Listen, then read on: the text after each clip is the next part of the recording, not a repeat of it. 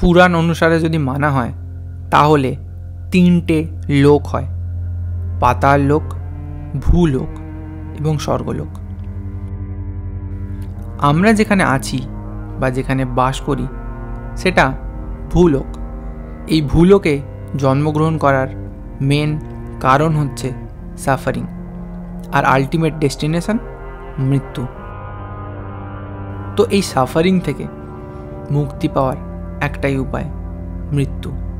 সেই মৃত্যুকে ভালো করে বোঝার জন্য, জানার জন্য আমরা গিয়েছিলাম মহাশ্মশান, কাশীর সেই বিখ্যাত মহাশ্মশান মণিকর্ণিকা ঘাট। মণিকর্ণিকা ঘাটের নাম এসেছে ওখানে মা সতীর কানের দুল হারিয়ে যাওয়ার জন্য। সংস্কৃত যদি আমরা দেখি, কানের দুলকে মণিকর্ণা বলা হয়। সেই নাম থেকেই, মণিকর্ণা থেকেই এসেছে এই ঘাটের নাম মণিকর্ণিকা। বলা হয় যে এই ঘাটে বা এই মহাশ্মশানে যার শেষ কার্য করা হয় বা যার দাহ করা হয় তার মোক্ষ প্রাপ্তি হয়। সে এই ভূলোকের মায়াজাল ছেড়ে অনেক দূর চলে যায়, শান্তির দিকে চলে যায়, ভগবানের সাথে বিলীন হয়ে যায়। তো সেটা ঠিক কীরকম হয় বা সেই প্রসেসটাকে কেমন দেখতে লাগে সেটা বোঝার জন্য, সেটা জানার জন্য আমরা ওখানে পৌঁছাই। বলতে পারেন কাশী বিশ্বনাথ টেম্পল এবং কাল ভৈরব ছাড়া যদি কোনো প্রাইম টার্গেট হয় বেনারস যাওয়ার, তাহলে সেটা মণিকর্ণিকা ঘাট এবং হরিশ্চন্দ্র ঘাট। আগে আমি বলি যে হরিশ্চন্দ্র ঘাট, যেটাকে আর একটা স্বর্গের দোয়ার মানা হয়, সেখানে গিয়ে আমরা যথেষ্টই একটা হাই এনার্জি ফিল করেছিলাম। কিন্তু যেই মুহূর্তে আমরা প্রথমবার মণিকর্ণিকা ঘাটে গেলাম, ওখানের ব্যাপারটা আরও ইন্টেন্স ছিল। আমরা পঞ্চগঙ্গা ঘাট থেকে কাশী বিশ্বনাথের দিকে হেঁটে যাচ্ছিলাম, তখন আমরা পৌঁছাই মণিকর্ণিকা ঘাটের সামনে। গিয়ে দেখলাম যে অজস্র কাঠ ওখানে রাখা আছে এবং একসাথে অনেক চিতা জ্বলছে। মিনিটে মিনিটে একটা করে বডি আসছে এবং জায়গাটা যথেষ্টই ভিড় হয়ে আছে। একসাথে কখনো এত চিতা জ্বলতে আমরা দেখিনি।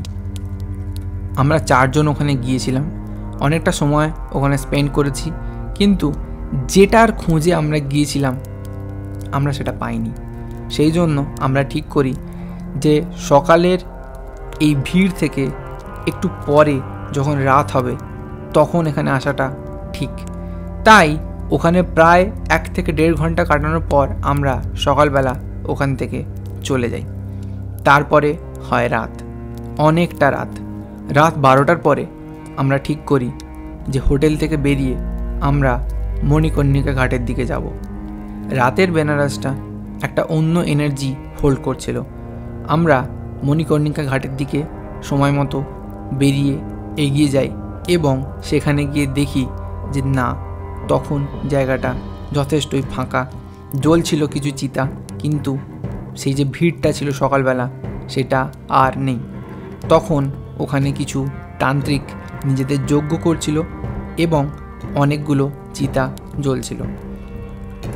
যথারীতি আমরা ভেতরে যাই।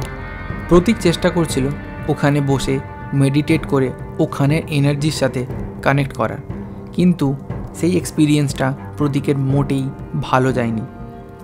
ওখানের এনার্জিটা এতটাই ইন্টেন্স ছিল যে ও চেষ্টা করেও কিছুতেই নিজের ধ্যানটাকে এক জায়গায় রাখতে পারছিল না এবং 1 মিনিটও ওখানে বসে চোখটাকে বন্ধ করে রাখা ওর জন্য খুবই ডিফিকাল্ট হয়ে যাচ্ছিল।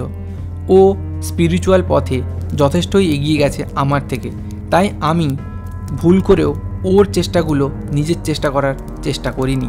তাই আমি জাস্ট ওর সাথে ছিলাম, দেখছিলাম ও কি করে।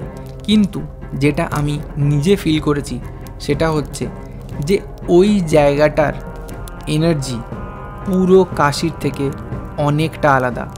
ওখানে পজিটিভ, ওখানে নেগেটিভ সব এনার্জি বসবাস করে। সেই জন্য হয়তো প্রতীকের ওখানে কিছুক্ষণের জন্য চোখ বন্ধ করে রাখতে খুব প্রবলেম হচ্ছিল। প্রতীক ওখানে বলেছে বা বলছিল আমাকে ওই সময় যে এখানে মেডিটেট করা আম পাবলিকের সাধ্যের বাইরে। এখানে একমাত্র বড় বড় সাধু সন্ন্যাসীরা, অঘরী বাবারাই মেডিটেট করতে পারবে, এছাড়া এটা আমাদের সাধ্যের নয়। এখানে এনার্জি এতটাই বেশি ইন্টেন্স যে আমরা চেষ্টা করলেও কোনো দিনও পেরে উঠব না, যতক্ষণ না আমরা আমাদের সাধনার মার্গে অনেক দূর এগিয়ে যাচ্ছি। সবশেষে এটাই বুঝলাম যে মণিকর্ণিকা ঘাট যদি আপনারা সত্যি ফিল করতে চান, তাহলে আপনাদেরকে রেকমেন্ড করব যে অবশ্যই রাতের দিকে যাবেন। চেষ্টা করবেন না যে বেশি রাতে বেশিক্ষণ থাকার। জায়গাটা যথেষ্ট পাওয়ারফুল, যথেষ্ট ইন্টেন্স। তাই কিছুটা সময়ের জন্য ওখানে বসে জীবন এবং মৃত্যুর মধ্যে যে ফারাকটা সেটা বুঝে চলে আসুন। মেডিটেট করার চেষ্টা করাটা বোকামি হবে যদি না আপনি অনেকটা স্পিরিচুয়াল পথে এগিয়ে গিয়ে থাকেন, কারণ ওটা আম পাবলিকের জন্য খুব একটা সেফ জায়গা নয়। এটাই বলার ছিল মণিকর্ণিকা ঘাট নিয়ে। আপনারা যদি আমাদের চ্যানেলের বেনারস ভিজিটের ভ্লগ বা মহাকুম্ভের ভ্লগ না দেখে থাকেন, তাহলে অবশ্যই আপনাদেরকে রিকোয়েস্ট করব ওই ভিডিওগুলো দেখবেন। চ্যানেলে নতুন হলে চ্যানেলটা সাবস্ক্রাইব করে দেবেন এবং এই ভিডিওটা ভালো লাগলে একটা লাইক অবশ্যই করে দেবেন। বাই।